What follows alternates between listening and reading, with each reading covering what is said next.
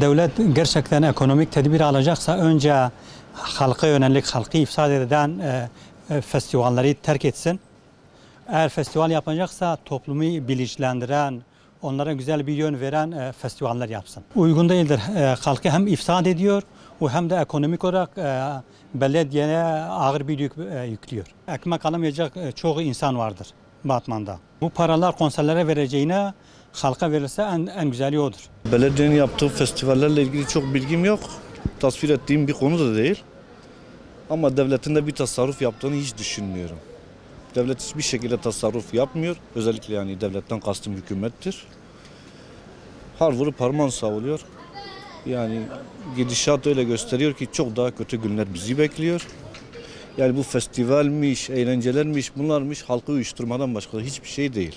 Şu anda çok kötü durumda olan insanlar var. Eve ekmek götüremeyen insanlar var. Konsere ne kadar para harcanıyor bilgim yok. Yanılmıyorsam bu Batman Belediyesi 7-8 senedir bu festivalleri düzenliyor. Hiçbirini de tasvir etmedim, onaylamıyorum yani. Gereksiz bir şey. Bu paralar tabii halka harcansa çok daha iyi olur.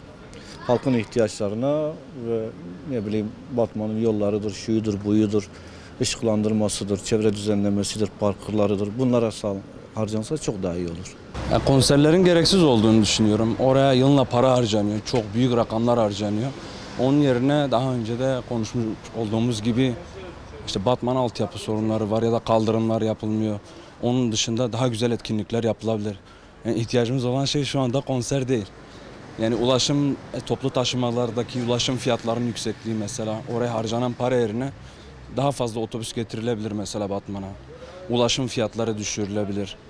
Yani benim düşüncem böyle. Devletin dediğiniz gibi sadece halka uygulanıyor, belediyelere uygulanmıyor. Yani onun dışında bilmiyorum yani şu anda sadece toplumun böyle en alt tabakası mı diyeyim nasıl diyeyim. Sadece onlara uygulanıyor. Vergiler arttırılıyor, şartlar zorlanıyor ama hiç zenginlere bir şey olmuyor. Batman Belediyesi'nin yaptığı bu festivalde gerçekten yani israftır.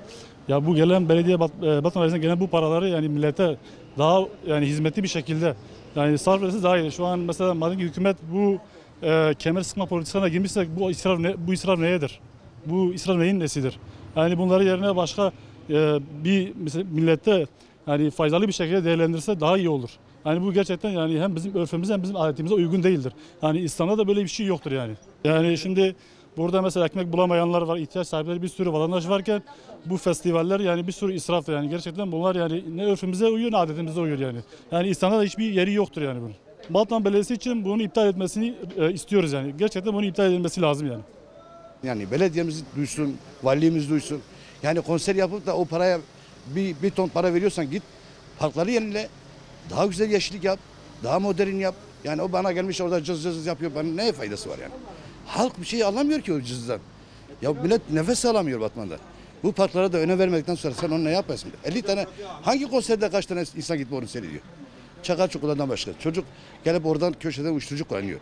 Yani buna sahiplenmek lazım. Başıboş bırakmamalısın lazım. Orada ben kendim oturdum. Kendim gittim seyrettim de yani. Ya ne bak 10 tane insan 20 tane insan gitmiyor. Sen orada 100 milyardan para veriyorsun. 3-4 milyon para veriyorsun. Ona parka masraf yapsana. Vallahi bizim halkımıza sahip çıksınlar yani. Yani boş bırakmasınlar. Parklar olsun, yollar olsun. Bugün ben bakıyorum Diyarbakır Hasankeyf yolu 4 tane kürek vurmuşlar. Öyle kalmış. Yani yazık günahtır ya. Ben şahsım özellikle dilekçe getiriyorum. İstemiyorum yani. Oraya verilen para gerçekten parklara masraf yapsınlar. Çevre düzenlemelerine para masraf etsinler. Yani boşu boşuna o parayı niye veriyor yani? Orada oturuyor benim çocuğum da her gülüyordu yani. Baba buranın pisliğine haline bak. Bu konsere bir dünyanın parası veriyor.